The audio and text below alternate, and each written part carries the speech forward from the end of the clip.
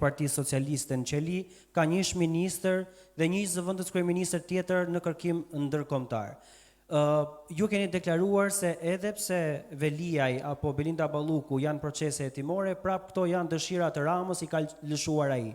Po nëse një moment, një ditë, vetë Edi Rama do të jetë subjekti spakut, çfarë argumenti do të përdorni juve pra përpara qytetarëve se vetë Edi Rama kërkon të shkojë nën hetim?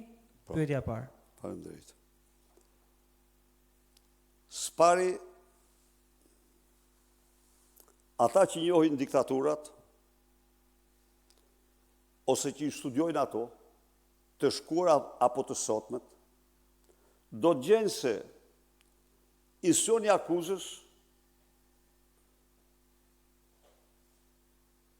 persekuton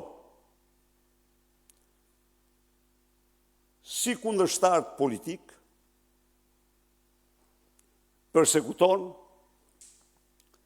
edhe kriminelt, edhe zyrtarët e korruptuar. Madje të themigje, ka vende të cilat e bëjnë me shumë vendoshmëri dhe të garantoj që në diktaturë komuniste, korrupsioni ishte pakrahasimisht me ullë se sa ky që është sot. Dhe për një dhia apo për një dele, burgosa i tjetër disa vite. Nuk është se fale i korrupsioni diktatorë, por diktatori përdo të prokurorin kundër kundërshtarëve politikë. Tani, vim pak se ju një... A kam nërmen të them unë me këte që po them se opozita është e pa prekshme? Absolutisht jo.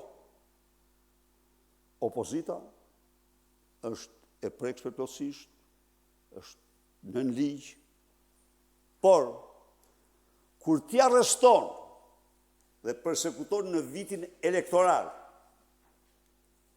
si persona në hetim, arreston si persona në hetim, ja ku ke Ilir Meta, si persona në hetim, liderët e 3 partive kryesore opozitare, njërin për tyre e vendjekje penale, atëherë, besoj se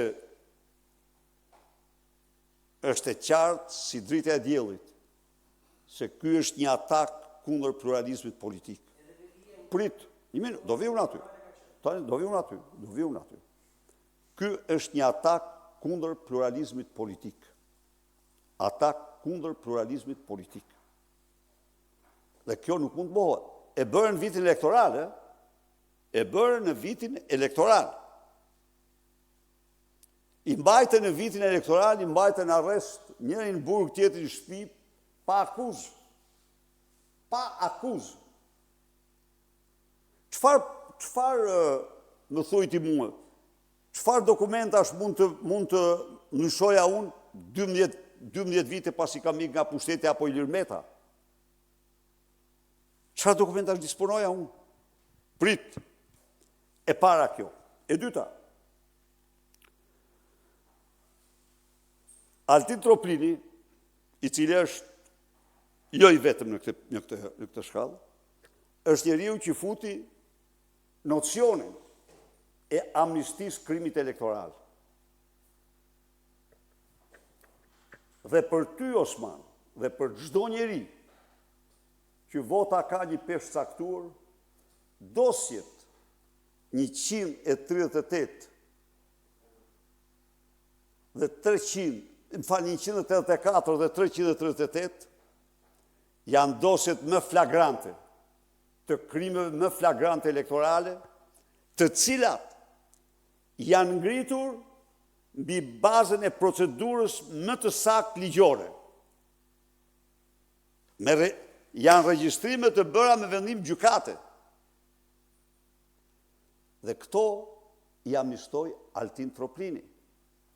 Tani, më thujti mua, dhe cili do, një prokurori që sulmon pluralizmin, shtyp pluralizmin, amniston, e di që është kjo e dosjeve.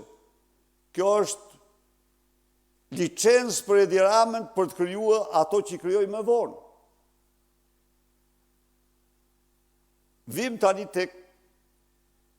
tek rastet e... Spari duhet bëhet pak e qartë, mos njerëzit nuk do të besoj një mashtru si që është Duman. Se nga vitin 2008, gjerë vitin 2010, 2 ministra janë heq imunitetet dhe janë vendosur në hetim, në akuzë. Një zëvendës kryeministër ka dhënë dorëheqjen nga çdo funksion dhe ka shkuar në ndjekje nga prokuroria. Pra këto ka ndodhur, këto që po i paraqesin si risi, këto janë vetëm mashtrime. Këto ka ndodhur më shumë. Me gjë kush janë 2 ministra në detyrë sot? Cili? Asnjë. Përveç lubis tani së fundi. Kështu që kjo veprimtari pra për të ndëshkuar korrupsionin ka ekzistuar. Madje kjo e sprakut është 3 herë më e vogël. 3 herë më shifra, me raporte të Departamentit të Shtetit, të cilat dëshmojnë se në vitet 2007-2008 u dënuan nga gjykatat për dosjen e korrupsionit të dërguar nga task forca 630 punojës. 199 punojës u dënuan në vitet 22-23, më falë. Pra, vim të Erion Veliaj. Besoj se e një gjove dje Edi Ramën. E një gjuhët, nuk shtrohet këtu që birit vras babaj, nuk kam unë pasartës. A e kapë, se a tha shumë ati ta thot, e tha vetë, i doli vetë. A bërë Erion Veliaj për pjeket hapura për të paraqitë më shumë se i dytin Partinë Socialiste? Absolutisht po. Edhe nuk mund të amhoj njëri. Dhe e vërteta është që a i kryoj në parlament, kryoj në parti një mbështetje të fortë. Kështu që, por për Erion Velin, ne protestuam 26 javë. 26 javë. Erion Veliaj u akuzua jo për çështjen e PSD-s, jo për djegësin e Tiranës, u akuzua thjesht për grabitje parash nëpërmjet NGO-ve dhe për familjen e tij. Pra, nuk mund të themi se Erion Veliaj kishte dosjen plot, por Erion Veliaj i dha përgjigje Rama dje. Nuk kam unë të dytë, nuk kam pasardhësun. Iku. E tregoj veten. 2. Tek Belinda.